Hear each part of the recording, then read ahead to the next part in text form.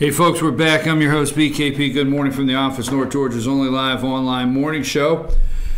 Trying to read some articles here that are out this morning. Cohen leaker steps forward to say that I am terrified right now would be an understatement.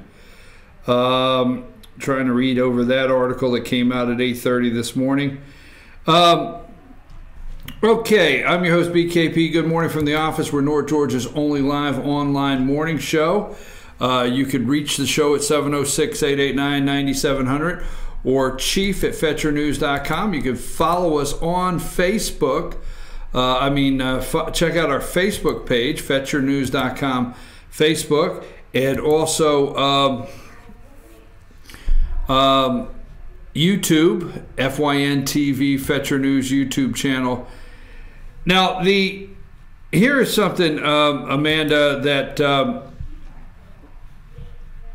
I wanted to go over before we get into too many other things this morning. You know, first of all, let me read this quick announcement. UNG is growing in Blue Ridge. UNG is growing in Blue Ridge. Funds have been allocated in the state budget for a new standalone campus in Blue Ridge to serve the students in this area. Details for the new campus will be announced soon. Learn more about college courses available in Blue Ridge at ung.edu. They're now accepting applications for the fall 2018. That's UNG, Universities of North Georgia, EDU, UNG EDU. So now let me just say this. We're not going to spend too much time on the Georgia governor's race, but there is the talk about the hit piece. Now, we brought this up a couple days ago. I think you have it there. You can put up page 1. And a hit piece went out on Hunter Hill. Convenient conservative Hunter Hill's double talk, saying anything to get elected. Hill says anything.com.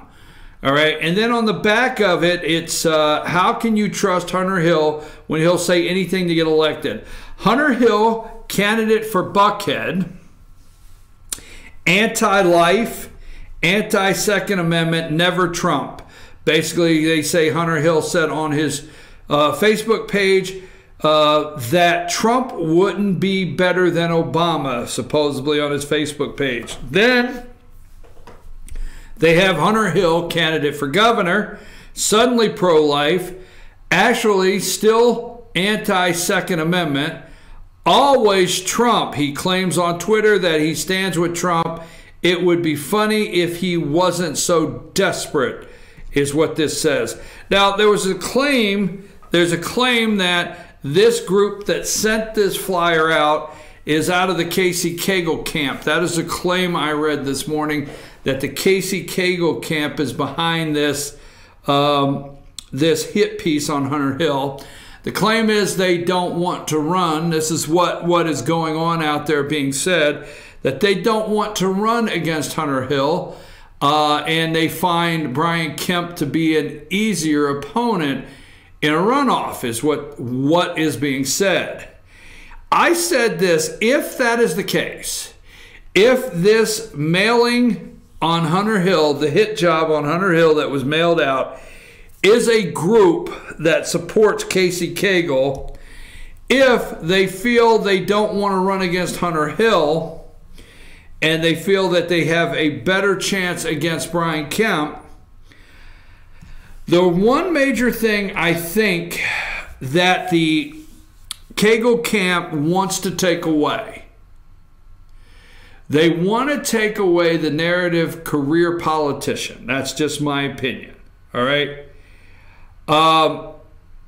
Hunter Hill will run a statewide campaign in a runoff against Casey Cagle, as Casey Cagle being a career establishment swamp politician. That's exactly what he will do.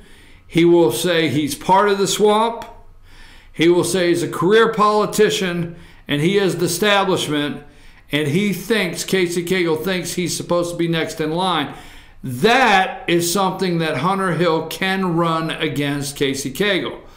If Casey Cagle runs against Brian Kemp in the primary, he does actually take away, he takes away the career politician. That is something you probably will not hear between the two of them, career politician at all. And Casey Cagle needs that to go away, is my opinion.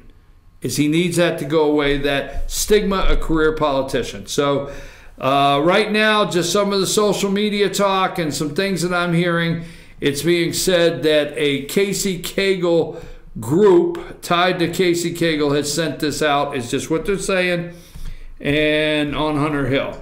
Now, that being said, I'm going to take, I just wanted to do that. I want to take a short break because I want to set something up here. I will take another short break. I'll be right back. I want to read one thing before I go into my next segment, and I want to take a short break, and we'll be right back after these messages.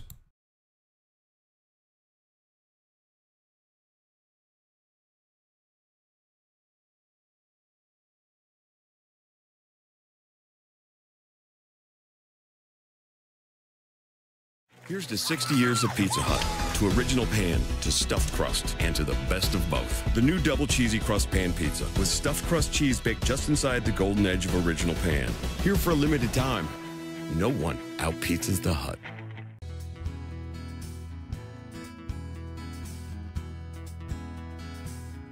Hello, my name is Chad Watkins. I'm the manager at Larry's Body Shop. We are a family-owned and operated business and have been serving the North Georgia area since 1978. We are located at 1216 Progress Road in LOJ, Georgia. Our shop specializes in collision repair, and we work with all major insurance companies. Larry's Body Shop is ICAR Gold, the highest role of training recognized by the collision repair industry.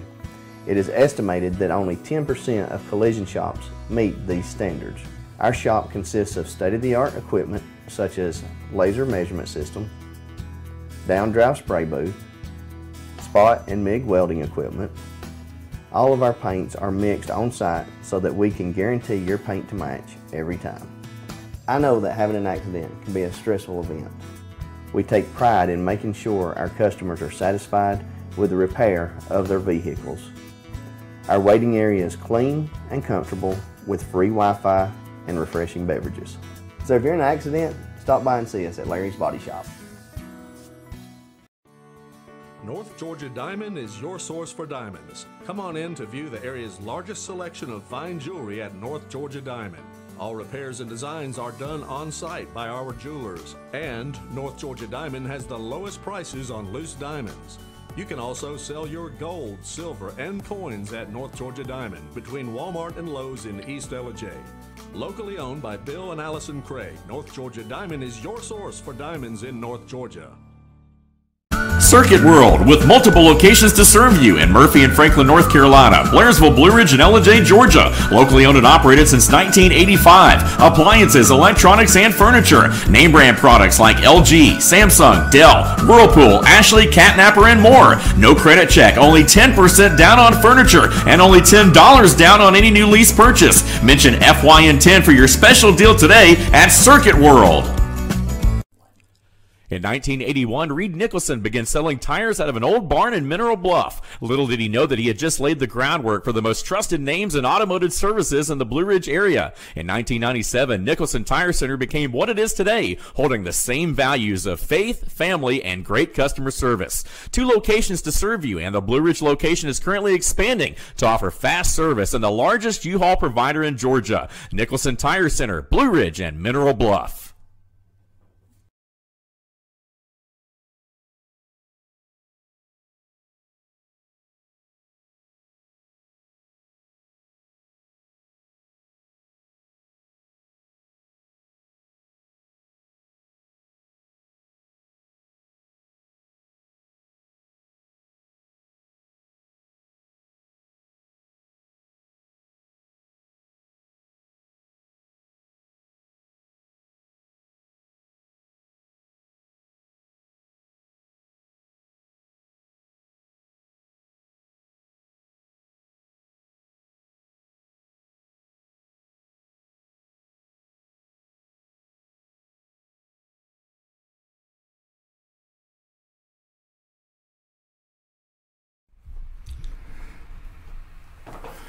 Okay, we're back. I'm your host, BKP. Good morning from the office.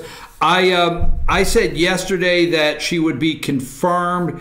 Actually, I made a minor mistake there. Gina Haspel will be confirmed today by the Senate. She was confirmed by the conference committee that she had to go through. Committee confirmed her to be the next CIA. So she'll be confirmed by the Senate today. And I said that yesterday. I just wanted to correct what I said yesterday. She should be confirmed by the end of the day. Now, a couple things. You could read through the 20-some articles, and you could read the report released by the New York Times on Wednesday revealed that the FBI, under Director James Comey's leadership, used a secret program that does not require the approval of a judge to gather phone records and other documents on Donald Trump's presidential campaign. The report also revealed that the government informant met several times with Trump's campaign officials, which validated a March 2018 report from the Washington Post and New York Times reports. The FBI obtained phone records and other documents using national security letters, a secret type of subpoena, officials said, and at least one government informant met several times with Mr. Page and Mr. Papadopoulos. Current and former officials said that had been a political contentious point with Mr. Trump's allies, questioning whether the FBI was spying on Trump's campaign or trying to entrap campaign officials. Now, remember, let's go back, okay, before we go any further. First of all, today marks a year. Today marks a year that the spineless Jeff Sessions,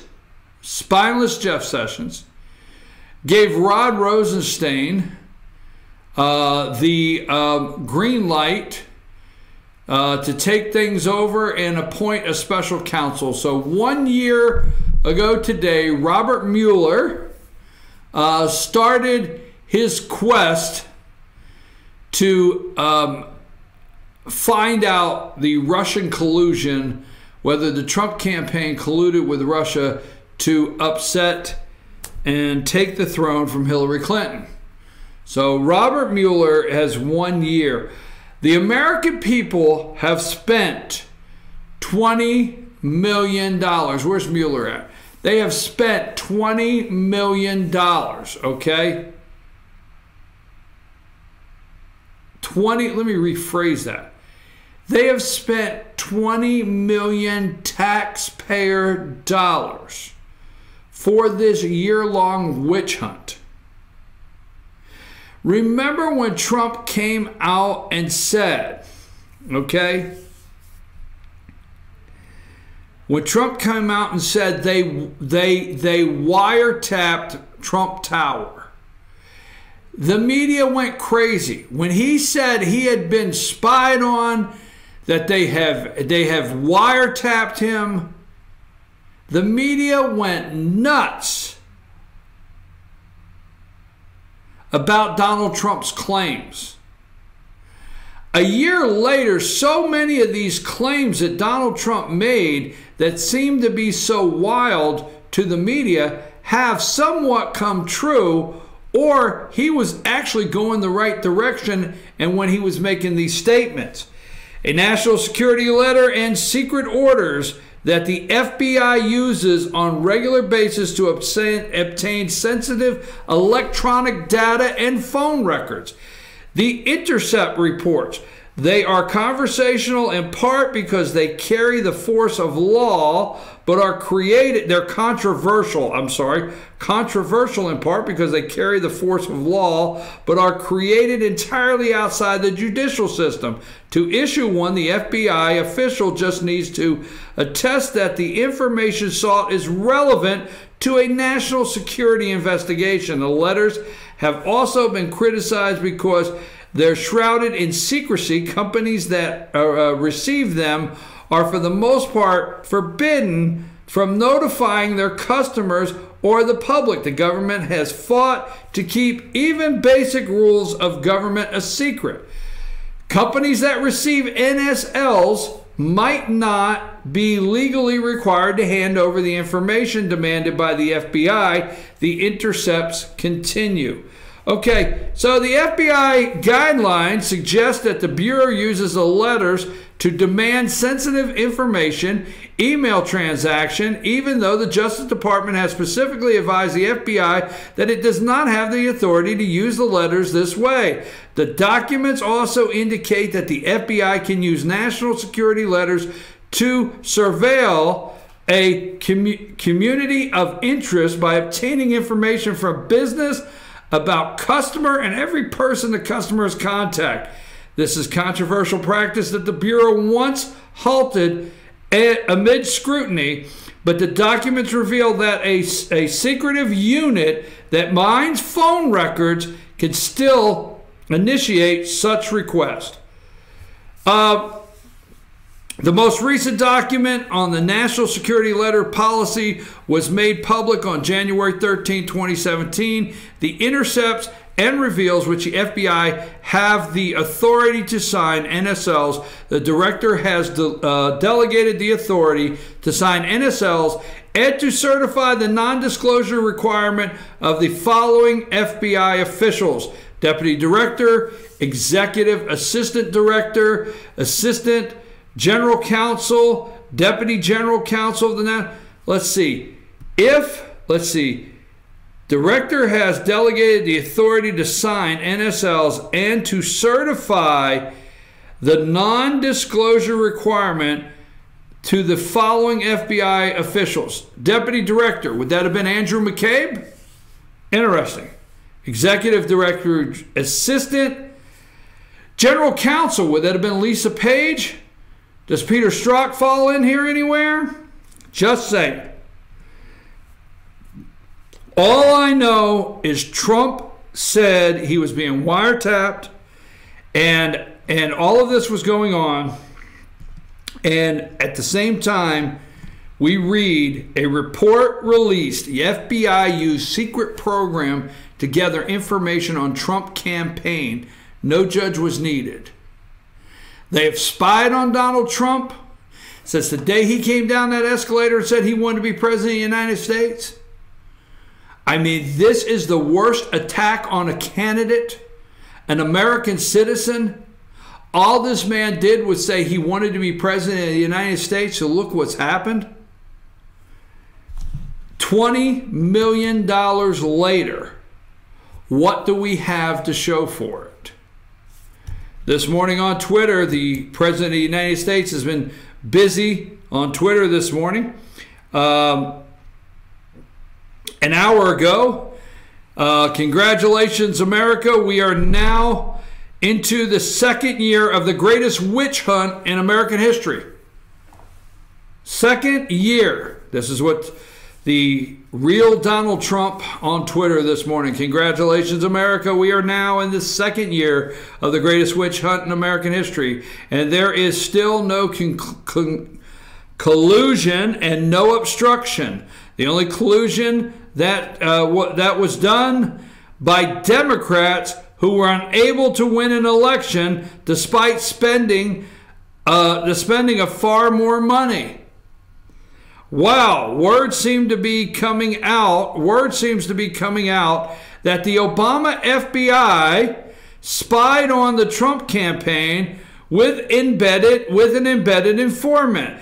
Andrew McCarthy says there's probably no doubt that they had at least one confidential informant in the campaign. If so, this is bigger than Watergate. You are going to read Stormy Daniels. You're going to read Michael Avenatti. You're going to read how the payment of $130,000 shows up on President Trump's financial disclosure form now, and it didn't last year, and they're going to say it should have. You're going to hear all of these different things of Michael Cohen and what he's tied to, but nobody talks about how This is bigger than Watergate. The FBI put an embedded informant in his campaign. What if we were hearing this morning that Hillary Clinton's campaign had been spied on? What if? What if we had heard this morning that Barack Obama put somebody from the FBI in the Hillary Clinton campaign to spy on the campaign? What it seems to be coming out that Obama FBI spied on the Trump campaign, an embedded informant. Congratulations, America. You're now in year 2 of the greatest witch hunt in American history. $20 million you have spent. No collusion, no obstruction. Okay, then I was reading this other article. I'll try to keep up with everything, and I apologize, folks, that I actually am not able to. I try, but Russians contain little news. Okay, remember the 2,500 pages. You remember the meeting in the hotel room with Donald Trump Jr. Despite 2,500 pages of transcript released yesterday by Senate Judiciary Committee, we're not learning very much. Instead, the news is largely incremental. Just like many of the details of the seemingly endless investigation, the Mueller probe is now officially 1 year old. I'm not minimizing the importance of the meeting, which looked awful, and the administration's initial misleading explanation made it worse. But it is ultimately didn't lead to anything, and the fact that the testimony of the key players don't shed much light on the episode tells us something about the state of these inquiries. The same goes on for MSNBC and the other going wild yesterday over the presidential financial disclosure, acknowledging a $100,000 plus payment to Michael Cohen. Never mind that when Rudy Giuliani broadcast this a couple weeks ago, it was treated as a revelation. Yes, pundits fairly point out that Trump should have disclosed this last year. There was also an uproar over Giuliani telling Fox News that the sitting president can't be indicted. Interesting, to be sure, but basically in line with a longtime Department of Justice precedents. There's no news in the 2,500 pages. I mean, I watched the Negative News Network this morning, and if they had something in those 2,500 pages, they would have went nuts over it. But they have no news in it. They can't find any. It's just like he said in the article. Hey, you know what? The meeting, it didn't go very well. It should not have went the way, it did. It shouldn't have been released, explained like it did. But after you get the 2,500 page transcript of this meeting with the Russian attorney, there's nothing to go on here. There's nothing there. And then on top of that, the left is gushing, MSNBC and all of them are gushing that the financial statement said that he paid back the porn star. Just saying. All right? $20 million. What do you have? Nothing. Biggest witch hunt. Biggest witch hunt. Before I go to break, I want to remind you, UNG is growing in Blue Ridge. Funds have been allocated in the first state budget for the new standalone campus in Blue Ridge to serve the students in this area. Details for the new campus will be announced soon. Learn more about the college courses available in Blue Ridge at ung.edu. They're now accepting applications for the fall 2018. Take a break. When we come back, Amanda's got a couple things that we're going to go over, and we've got some things to wrap up the show.